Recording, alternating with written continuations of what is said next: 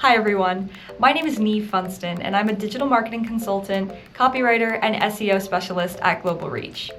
Today, I'm going to be talking you through a couple of prompt engineering strategies that you can add to your AI toolbox. So let's go ahead and jump right in.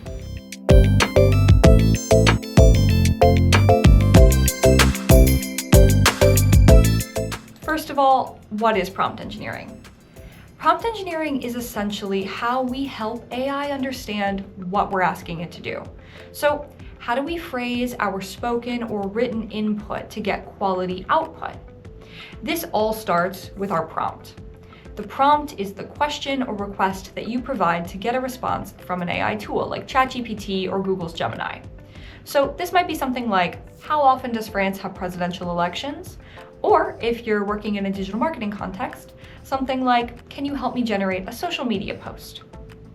In this video, I'm going to go over 3 prompt engineering strategies that are very beginner, very entry level, and can help you get started with using AI tools successfully. So let's take a look at tip 1. Tip 1 is to be specific and descriptive. This might seem obvious, but it's surprisingly easy to forget.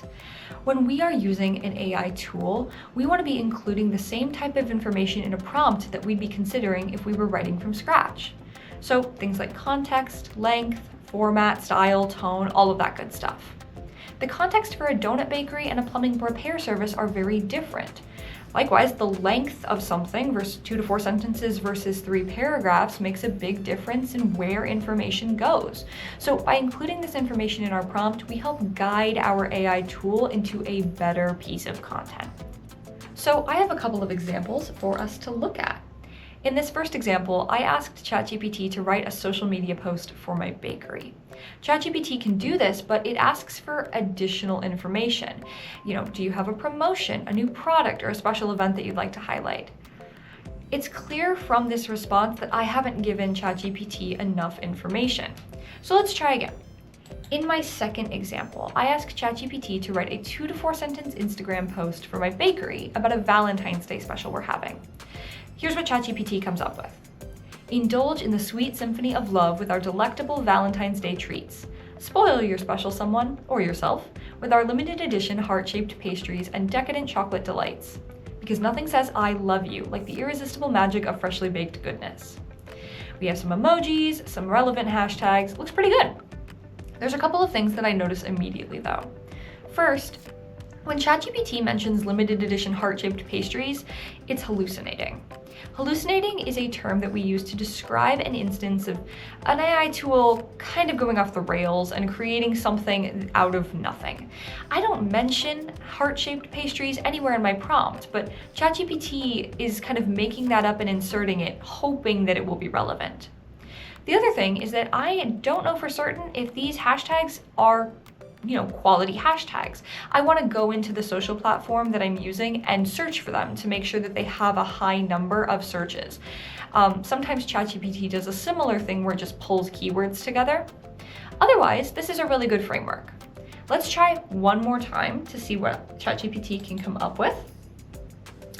So I asked ChatGPT to write me a 2 to 4 sentence Instagram post for my donut bakery about a Valentine's Day special we're having. We are offering 2-for-1 prices. So in addition to specifying the length, where the post is going to go, and the type of special, I'm also mentioning that this is a donut bakery and elaborating on what type of special this is going to be. It's a 2-for-1 special.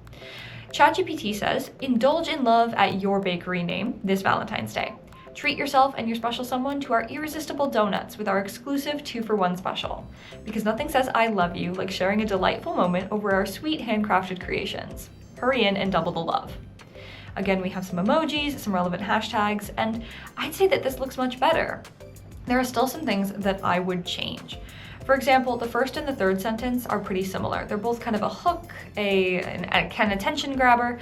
I would probably substitute the third sentence with a description of maybe what flavors we're offering. So we'll be spotlighting our chocolate, cherry, and strawberry donuts this Valentine's Day.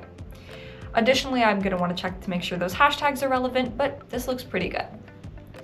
We're going to move on to our second tip, which is to provide a reference text. So a reference text is just an example text that you add into your prompt.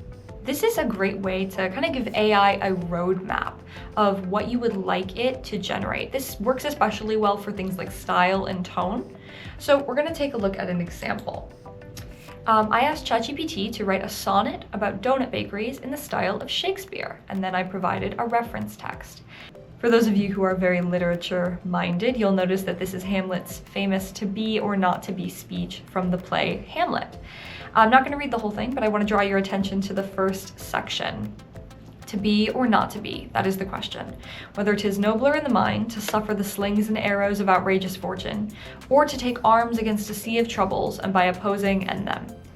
So I draw your attention to that because when ChatGPT generated my request, you can see that in the second stanza, we have to glaze or not to glaze.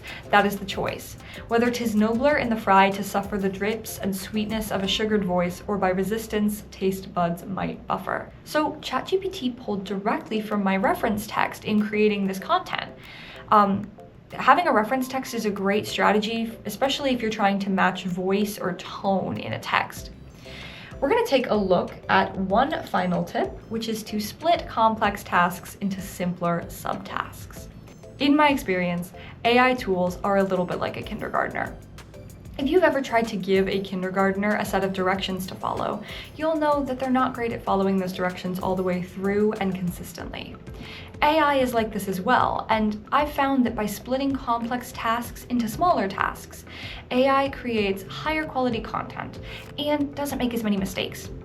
So, for example, if I was going to ask an AI tool to help me generate a blog post, I might first ask it to generate a list of topics.